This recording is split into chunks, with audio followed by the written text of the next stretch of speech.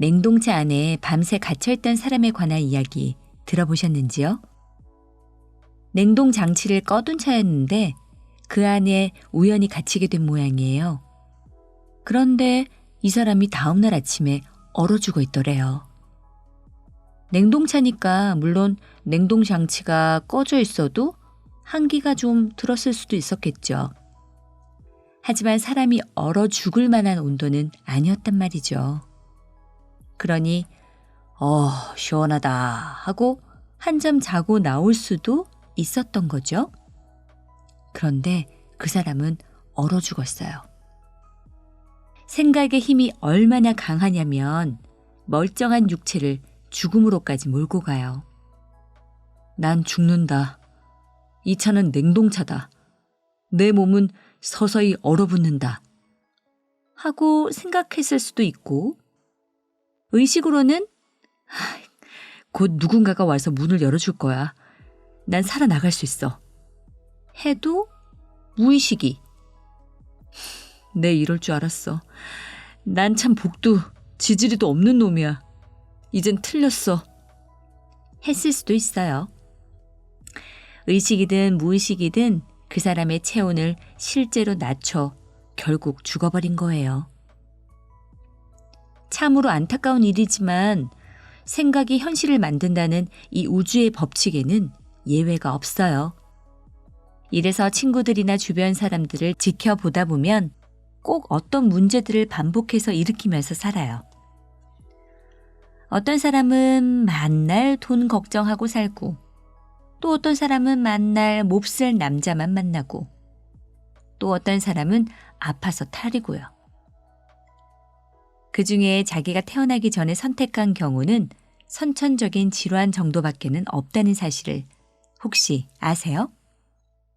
거의 다 자기가 불러들이는 거예요. 제 친구 얘기를 해볼게요. 참고로 저는 친구가 1907년생부터 1982년생까지 있어요. 그런데 제가 워낙 친구의 기준을 까다롭게 두다 보니 진짜 친구는 늘 한두 명이라고 생각했어요. 저를 친구라고 생각하는 사람들은 그것보다 훨씬 많은데요. 저는 이 섬에서 이즈미만 친구라고 생각했는데 저를 친구라고 생각하는 사람들은 10명이 훨씬 넘는 것 같네요. 이 글을 쓰면서 제가 잘못하고 있다는 걸 깨달았어요. 이제부터 그렇게 살지 말아야겠어요. 아무튼 그 친구 중에 1년에 교통사고만 10번 정도 당하는 애도 봤어요. 그때 그 친구가 삼재가 들어오는 해였거든요. 사고만 당하는 게 아니라 딱지도 아침에 떼고 또 저녁에 떼고 하는 식이었어요. 삼재라서 액땜한다고 그러던데 그거 절대 삼재라서 그런 거 아니거든요. 자기가 부르는 거예요. 올해는 삼재라는데 무슨 나쁜 일이 생길까? 그러다가 교통사고 한 번 났어요. 그래서 속으로 이거 또 사고 나는 거 아니야? 하고 불안해하다가 한 번 더 나게 돼요. 나중에 이 친구가 하는 말이 다행히 자기 몸 안 상하고 남들도 안 상하는 사고만 났으니까 그냥 이런 식으로 교통사고만 줄곧 났으면 좋겠대요. 돈으로 때우게.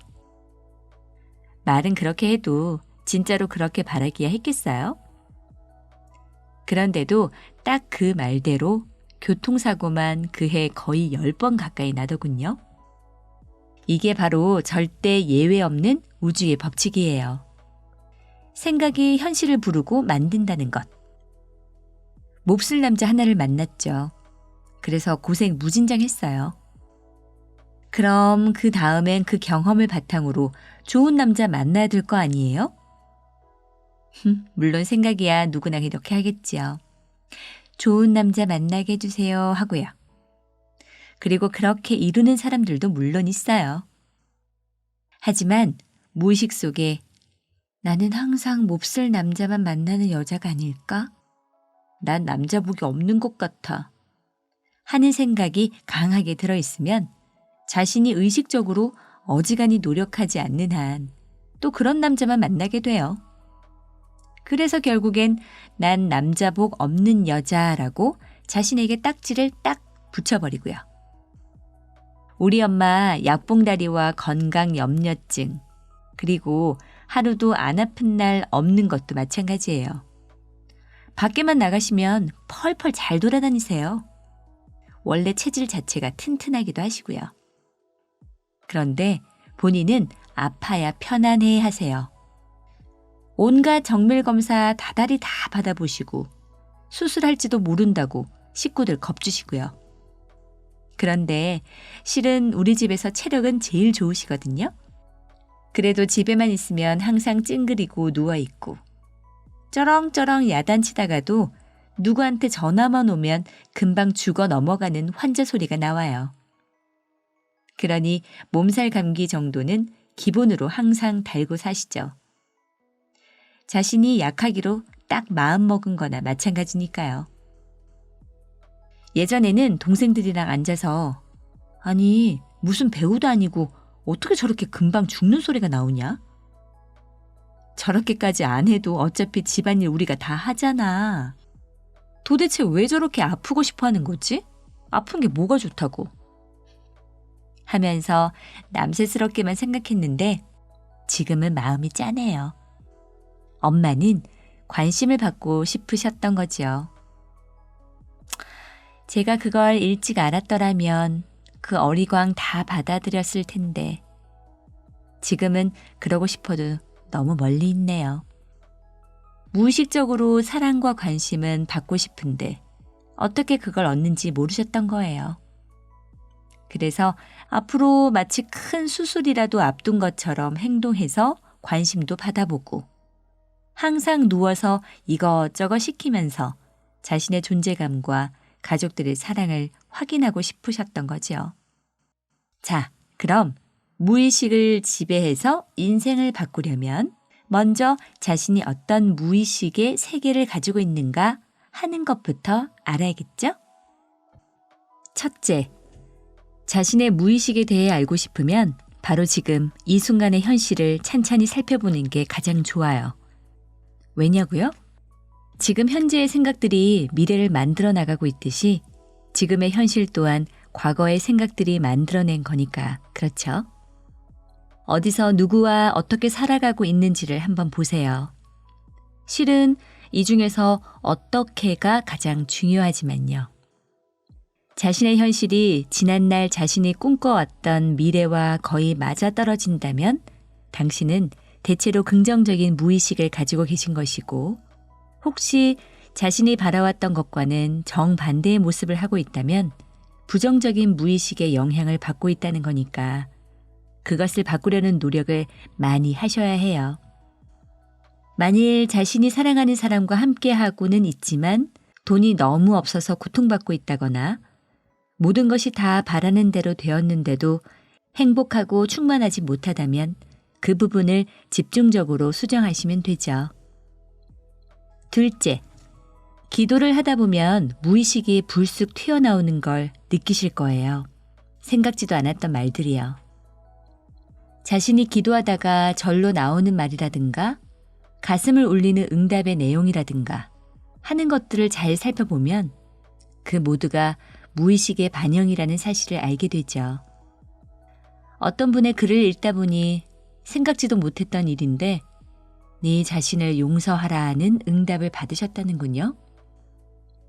그리고 자신의 삶을 돌아보니 자신을 위해서는 아무것도 하지 않은 채 수년 동안을 마치 자신에게 벌을 주듯이 살아왔다는 것을 깨달으셨대요. 셋째, 자신의 말버릇을 유심히 관찰해 보세요. 저는 고등학교 1학년 때 파산 직후 연극배우가 되고 싶다는 꿈을 잠시 꾸었던 적이 있었거든요. 그래서 사무엘 베케트의 고도를 기다리며 라는 책을 샀어요.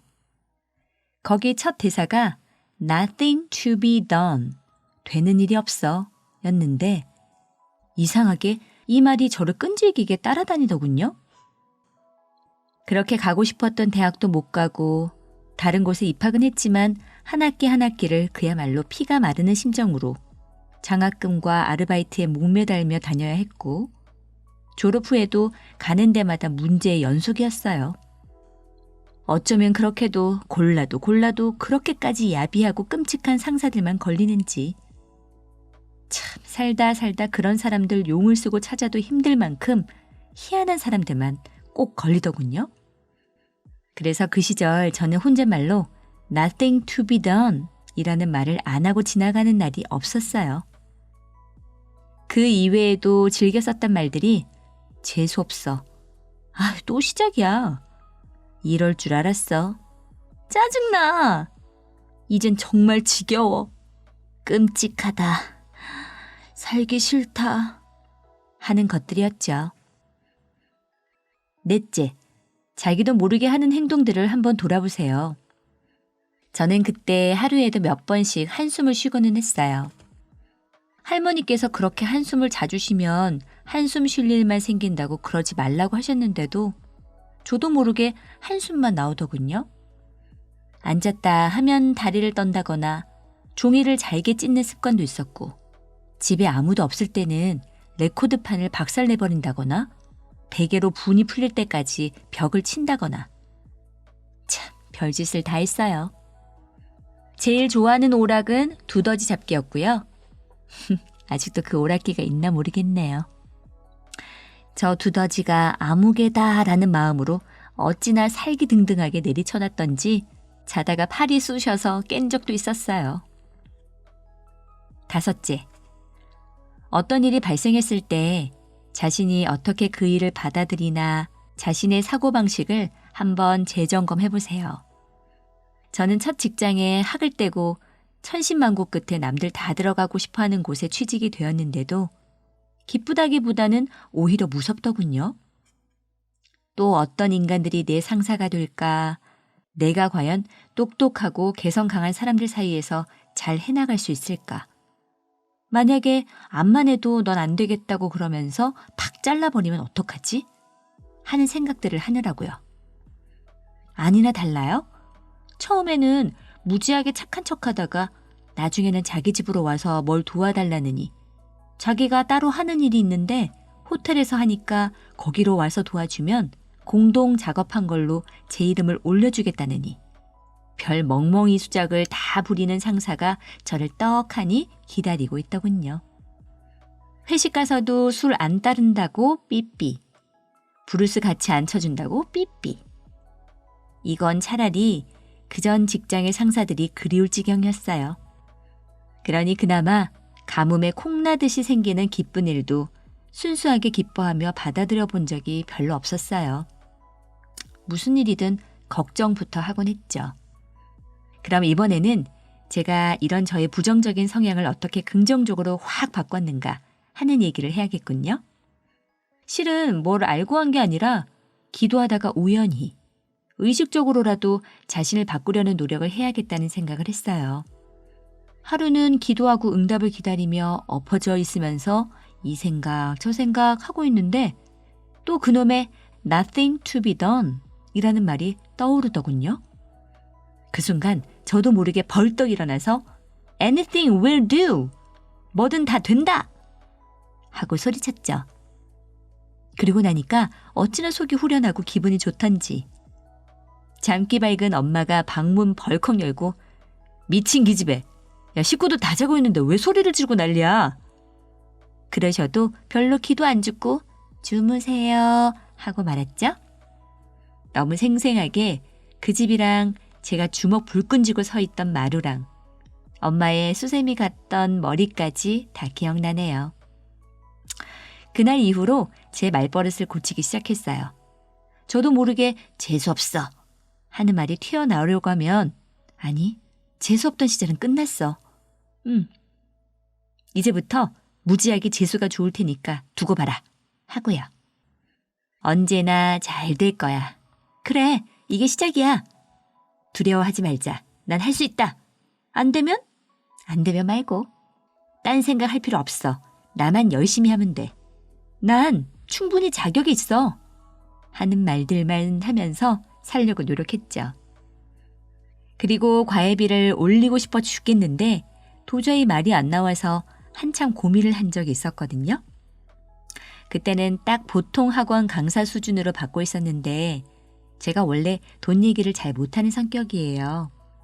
아무리 마음을 독하게 먹고 돈을 목숨 걸고 사랑해 보려고 해도 얼굴 뻔히 마주보고 앉아서 과외비 좀 올려주세요 하는 얘기는 도저히 못하겠더군요.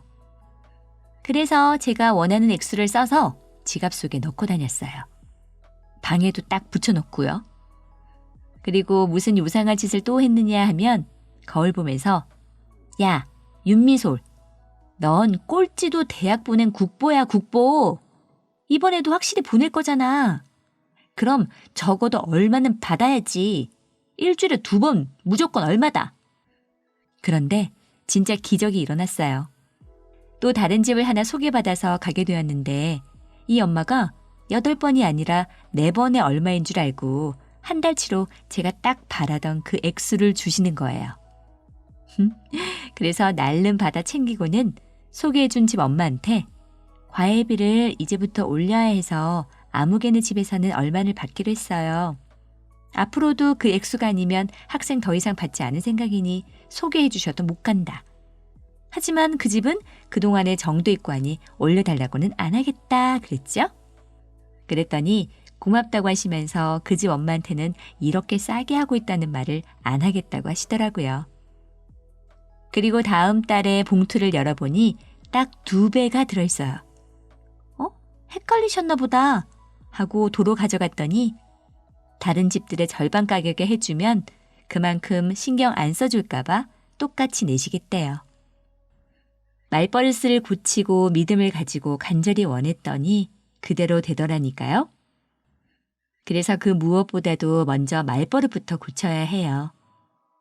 부정적인 의미의 말은 절대 내뱉지 마세요. 죽어라, 죽어라 하는구나 하는 소리 무척 자주 했는데 진짜 그런 일만 생기더군요. 말이 씨가 된다는 우리 할머니 말씀이 진리더라고요. 부정적인 말이 나오려고 하면 억지로 누르지 말고 한번 찬찬히 생각해 보세요.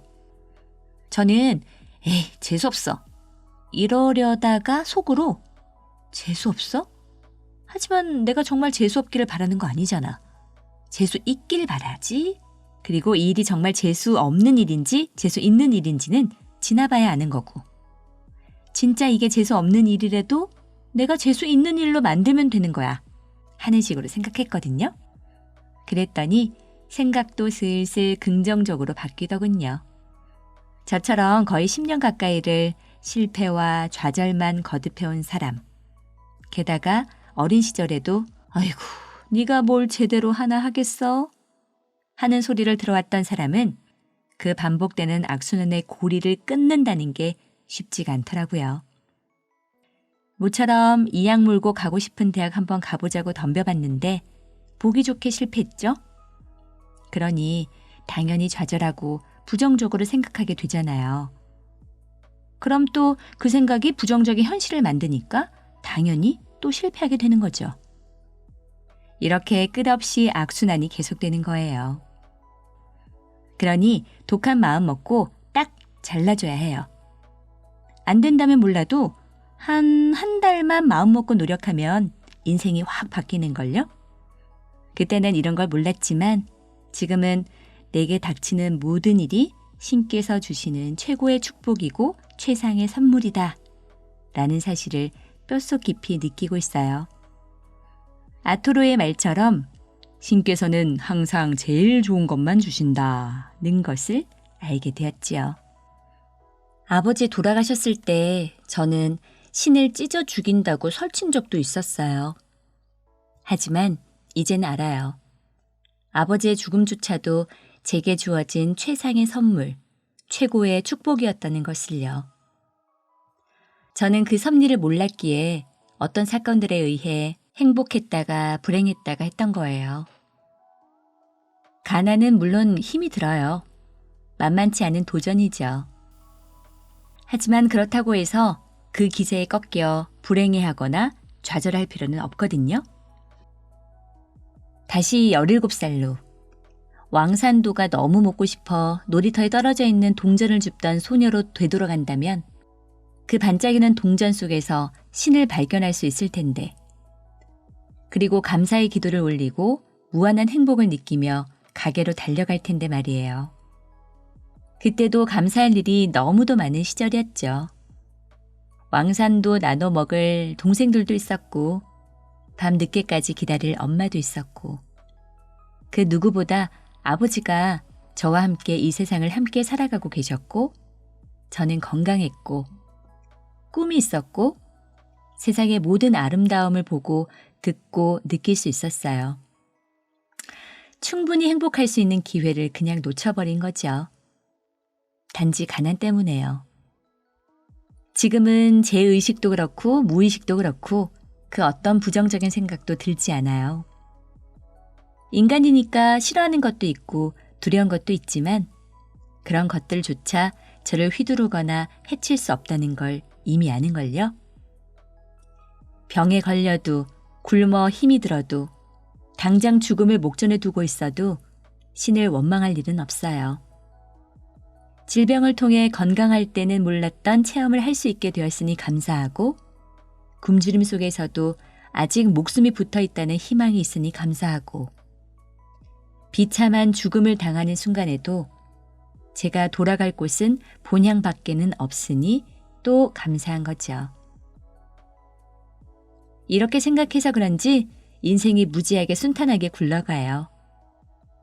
여기에 반도 미치지 못할 만큼의 긍정적인 사고를 가지고 있었을 때도 그리 굴곡은 없었지만요. 아예 딱 선언을 해버리세요.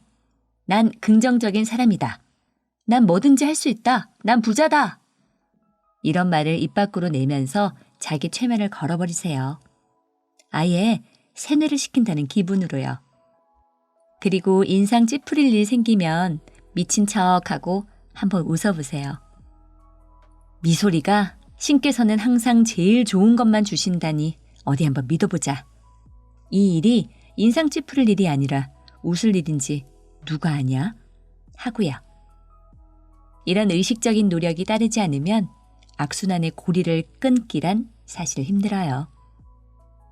비행기 놓쳤다고 무지하게 속상해했는데 그 비행기가 나중에 추락했더라 하는 얘기도 있잖아요. 발 동동 구르고 늦게 일어난 자신을 괴롭히고 짐 챙기는 거 제대로 안 해놓은 남편 원망하고 그러면서 불행해할 필요 없다니까요. 뭔가를 놓쳤다고 생각되면 그거보다 더 좋은 거 생기려고 그런 거다. 아니면 겉으로만 그럴듯해 보이는 거지 괜히 잡았다가 화만 불렀을 것이다. 놓친 게 100번 잘했다 생각하세요. 만날 가장 좋은 것만 주시는 하느님이신데 뭔가를 놓쳤다는 건 그게 가장 좋은 게 아니었다는 뜻이에요. 이렇게 살다 보면 화병도 안 생기고 암 걸릴 확률도 확 떨어지죠. 오늘부터 무조건 긍정적으로 생각하고 말하고 행동해 보세요. 저 보세요. 그 징글징글한 상사 때문에 거기에 때려치울 수밖에 없었는데 나중에 지나고 보니 그 사람 덕분에 빚도 다 갚고 돈도 많이 모으고 훨훨 자유롭게 유학까지 왔잖아요. 그래서 좋은 남편도 만났고요. 은인이에요, 은인. 원수가 은인이라는 것만 깨달으면 세상 살기 진짜 편해질 텐데 말이에요. 막무가내로 머리 들어박다 우연히 터득한 방법들이었는데 그 모든 이치를 알고 난 이후 다시 되돌아보니 마치 알고 한 짓거리들처럼 딱딱 들어맞는 부분이 많네요. 이런 걸 보면 기도의 힘이라는 게 보통 강력한 게 아니구나 하는 생각을 해요.